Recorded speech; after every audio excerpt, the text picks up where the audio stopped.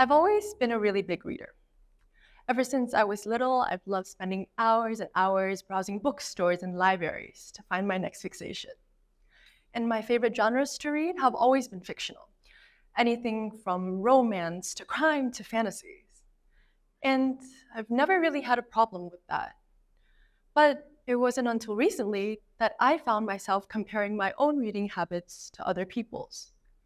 I see kids my own age reading history and self-help books, and I think, I like reading, right? Why can't I turn my hobby into something more productive, more educational? Maybe it's that I haven't found my perfect nonfiction book yet, but I just can't seem to get myself motivated enough to actually pick up the self-help books I've guilt-tripped myself into downloading. If I wanted some expert to tell me how I could improve my life, I'd just watch a 20-minute TED Talk, right? So this got me thinking. Were historical facts and figures or the 10 best ways to maximize your productivity really all that we could learn from reading? Has reading fiction really just been a big waste of time? And I'm glad to report that it isn't, because studies have actually found a correlation between reading fiction and our emotional intelligence, or EQ.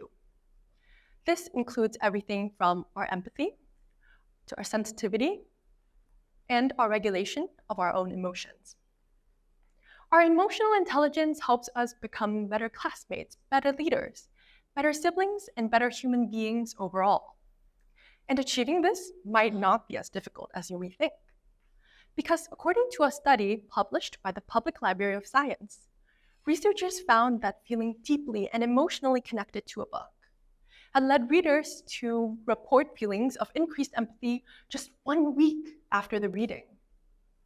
The theory here is that one's ability or readiness to project themselves into a book manifests in real life as they become more sensitive to other people's mental states. And even if a reader does not believe themselves to be a character in that book, they may still form those deep connections like they would a friend and value those characters' experiences in the same way. Psychologically, fiction can be thought of as a simulation that allows readers to explore the complex minds and social interactions around them.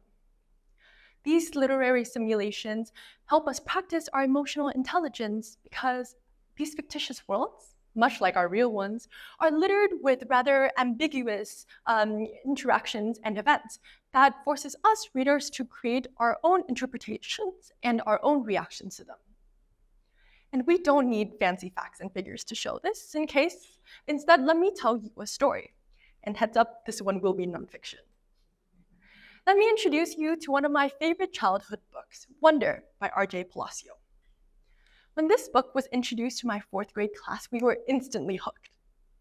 It tells the story of Augie, a little boy with a facial difference who was attending public school for the first time after having been homeschooled all his life. And now Augie and I are basically nothing alike. Yet soon enough, I found myself laughing at his friends' jokes and crying when people threw insults at him. Now in the story, Augie had a bully named Julian. And boy, did 4th grade me hate Julian. Because as far as I was concerned, stories had only those who were inherently good and those who were completely bad. And here, the good ones were Augie and his friends, and the bad ones, Julian and his crew. But then my teacher introduced me to the sequel to Wonder, Augie and Me, which now features the Julian chapter and tells the story from his perspective. Upon reading this chapter, I came to the realization about why Julian was the way he was. He grew up with overprotective parents who weren't willing to acknowledge their son's potential flaws, but were instead more concerned about keeping up their perfect family image. And to me, this was eye-opening, because while Julian's actions in the stories never change, the way that I thought about him did. For the first time, I considered the possibility that there may be more to the story, that someone isn't exclusively bad or good, not everything was black and white, but that there are motivations and reasons behind their actions that aren't always apparent. And this, to me, is the wonderful thing about fiction. It trains us to be more empathetic by placing us into other people's shoes. It allows us to dive deep into their minds, place ourselves in all these social situations, and in turn gain these valuable social skills, all from the comfort of our own homes. By reading fiction in just a month, I've experienced everything from being a professional ballerina who's just suffered a career-ending injury to a woman who's just survived being buried alive by her own husband. And will I ever be in the same position as these characters? I hope not. But just by reading, I now understand the devastation of having your career suddenly taken away from you, or the pain from the betrayal by someone you thought you could trust. And this is important because it means that the benefits of reading fiction extend more than just being a fun hobby or activity, because these simple words on pages actually helps us fare better in our daily lives, build better, stronger relationships with those around us, and even understand ourselves better. Now, if you haven't read a book in 10 years, I'm not trying to convince you to make reading your next hobby. But if you get the opportunity, maybe curl up in bed with a nice detective novel or a comforting romantic fantasy. And who knows, maybe you too will find a little bit of wonder in your books. Thank you.